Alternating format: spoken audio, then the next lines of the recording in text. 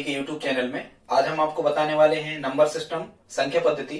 और संख्या पद्धति में जो चैप्टर होता है द्विआधारी संख्या पद्धति, इसका वीडियो हम पहले से अपलोड कर चुके हैं, द्विआधारी का जोड़ना, घटाना, गुणा, भाग। आज हम आपको बताने वाले हैं छात्रों त्रिआधारी संख्या पद्धति। ठीक है, फिर हम आपको बताएंगे पंचाधारी, इसमें 5 अंक होते हैं। फिर होता है इसमें ऑक्टेल नंबर, अष्टाधारी, फिर हेक्साडेसिमल, 16 आधारी, यहां तक आपको हम बताएंगे। आप यदि हमारे चैनल पर पहली बार विजिट कर रहे हैं तो प्लीज सब्सक्राइब कर लें, लाइक करें, शेयर भी कर दें।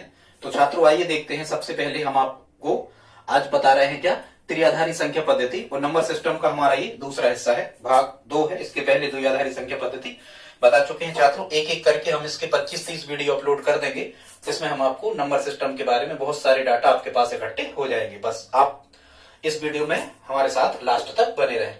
ठीक है छात्रों, तो क्या होता है इसमें त्रिआधारी संख्या पद्धति में, ऐसी संख्या पद्धति जिसमें कुल 3 अंक होते हैं। जैसे शुरू में हमने बताया था द्विआधारी, तो द्विआधारी में कितने अंक होते थे? केवल 2 अंक होते थे क्या, 0 और 1।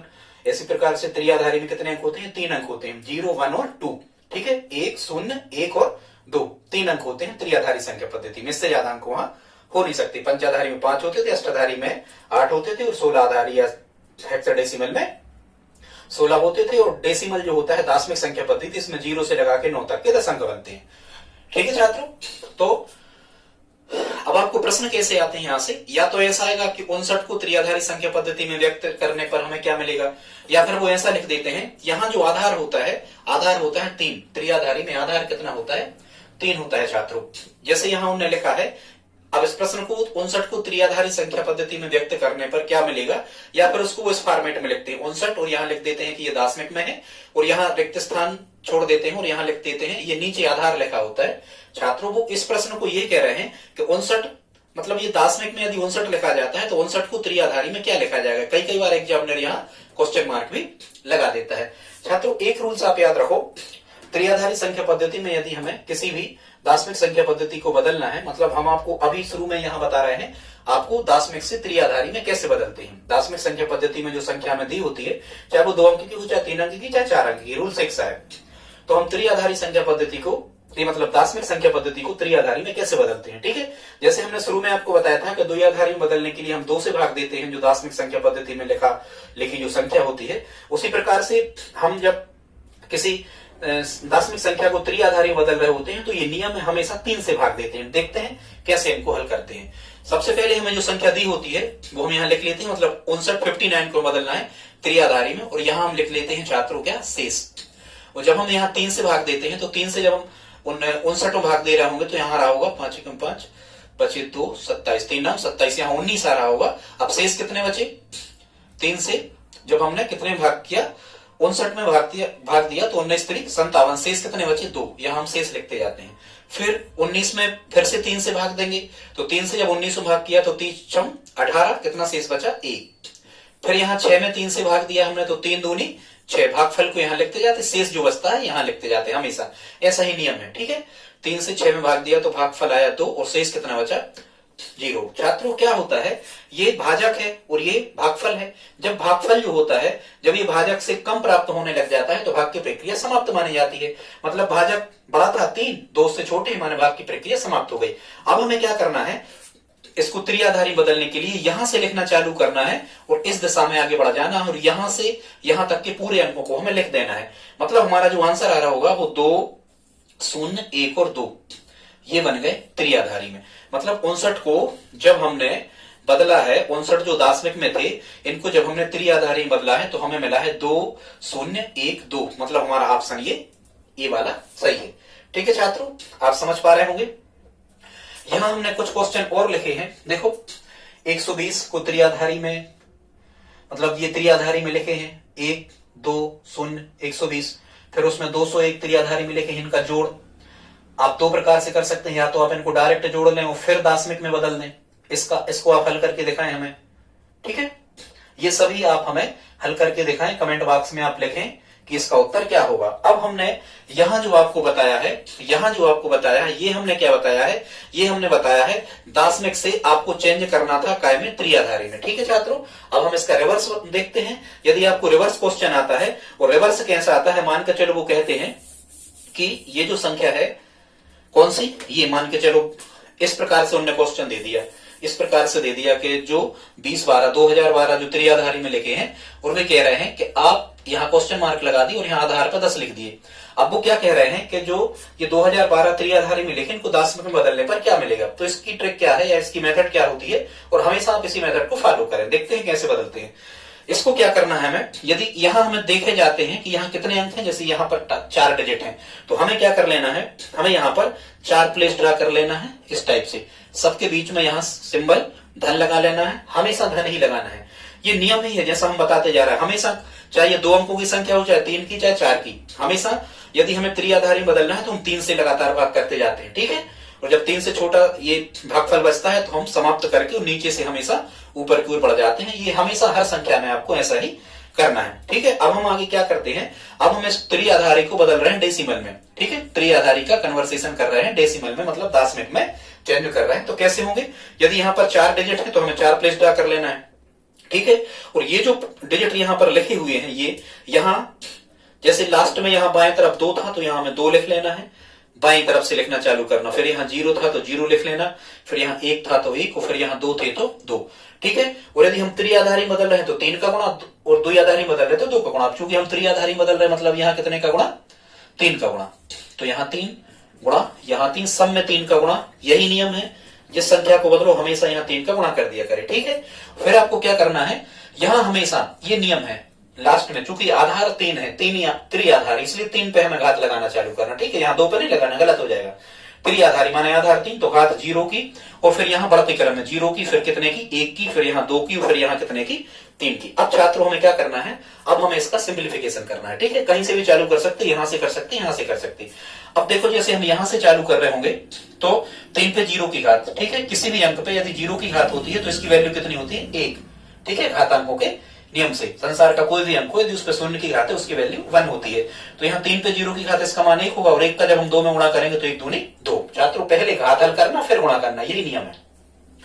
3 पे 1 की घात का मान 3 मिलेगा, और 3 एकम 3, ठीक है। फिर यहाँ धन 3 पे 2 की घात 3 त्रिका 9, और 9 का 0 में गुणा जब आप करोगे तो यहाँ टोटल कितना आ जाएगा, 0। 0 जहां मिल जाए उसको तो आप काट ही दिया करें, ठीक है। धन यहां जब हम कर रहे होंगे तो 3 का 3 बार गुणा 3 त्रिका 9 3 27, और 27 का फिर हम करेंगे 2 में तो 27 दूनी कितना मिल रहा होगा, 54। अब छात्रों हम यहाँ प्लस लगा था, सबको जोड़ देते हैं तो 54 और 3 57 और 2 59, यहाँ हमें कितना मिल जाता है, 59। मतलब हमें ये मिला कि यदि हमने ये 2012 ये त्रिआधारी में लिखे थे, यदि हमने इनको दशमिक में बदला है तो यहाँ हमें कितना मिल रहा होगा, 59, ठीक है छात्रों।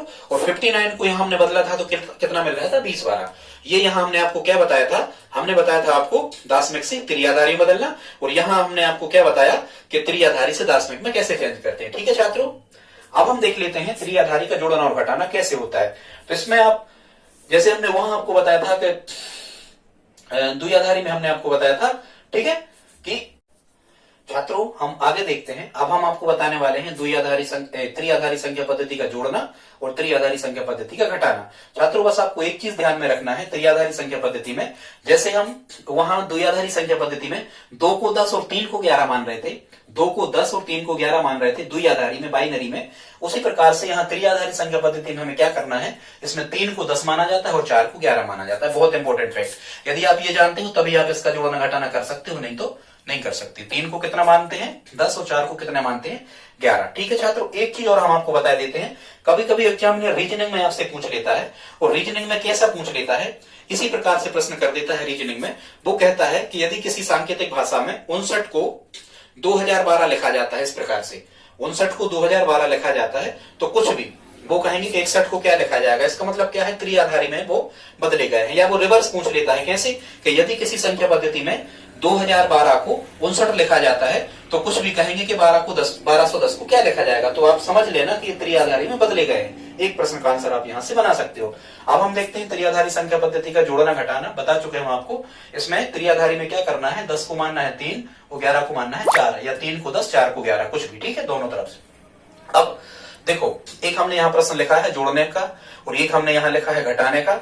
बाकी बहुत सारे प्रश्नों को आप देख रहे हो, तीसरा, चौथा, यहाँ 7वां, 8वां, 9वां, 10वां, ये कमेंट बॉक्स में इनके आंसर आप लिखकर बताएं हमें क्वेश्चन का क्रमांक डाल के, ठीक है। इस प्रकार से भी फॉर्मेट में आ जाते हैं 59, मतलब जो दशमिक में लिखे 31 दशमिक में लिखे इनको द्विआधारी में बदलो तो क्या मिलेगा। यहाँ आप इनको डायरेक्ट भी जोड़ सकते हो 59 31 फिर बदल सकते हो, या 59 को त्रिआधारी बदल लेना, 31 को त्रिआधारी बदल लेना फिर उनको जोड़ देना।